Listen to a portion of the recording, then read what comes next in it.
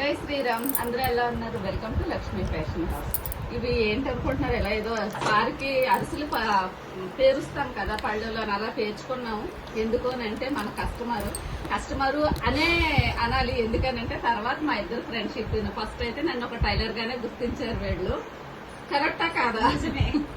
ఆ తర్వాత మా ఇద్దరు బాండింగ్ ఇంకా ఎక్కువ, వేరే లెవెల్ అన్నమాట. అది ఇంట్లో ఒక ఆడపడుచు మాదిరిగా తను నేను అంతలాగా ఇవాళ ఇలా బ్లౌజులు అయితే డెలివరీ ఇచ్చేస్తున్నాను. ఇప్పుడు ఏది పుట్టినా కూడా బుట్ట చేతులు, మనం ఒక చిన్న కామెడీ డైలాగ్ ఉంటది కదా, ఈ దేవి పాకేవి దేకేవి ఎగిరేవి అన్ని తినేసానని చెప్పేసి ఒక డైలాగ్ ఉంటది, కామెడీ డైలాగ్. అలాగే నాకు ఆ డైలాగ్ గుర్తొచ్చింది. ఎందుకంటే బుట్టలో ఇన్ని వెరైటీస్ ఉంటాయని టైలర్ నేను నాకు కూడా తెలియదు ఇవి పరిచయం అయిన వరకు.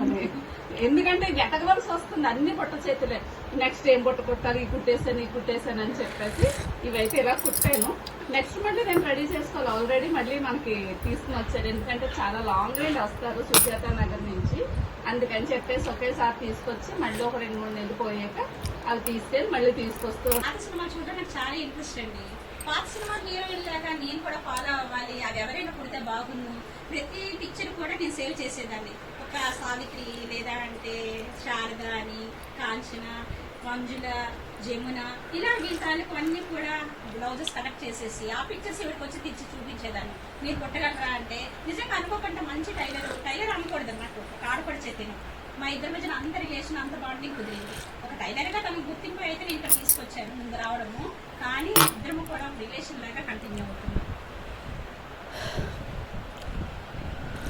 ఇది కొంచెం డిఫరెంట్ గా కుట్టాను. ఇప్పుడు స్కూల్ కి వేసుకుని వెళ్ళి ఎలా ఉంటాయో ఫీడ్బ్యాక్ మరి తర్వాత ఐడియాస్ కూడా ఆవిడ ఇంకా బాగా ఆలోచించిన కోసం ఇంత కేర్ తీసుకొని చేశారంటే నిజంగా థ్యాంక్స్ చెప్పాలి. నేను ఇదివరకు వీళ్ళ అమ్మాయి పెళ్లి బ్లౌజులు కూడా షార్ట్ వీడియోలు చేశానన్నమాట.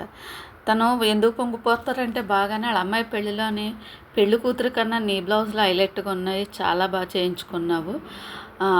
అందరూ వాళ్ళ ఫ్రెండ్స్ వాళ్ళు ఉంటారు కదా, తను టీచింగ్ అదే స్కూల్లో టీచర్గా చేస్తారు.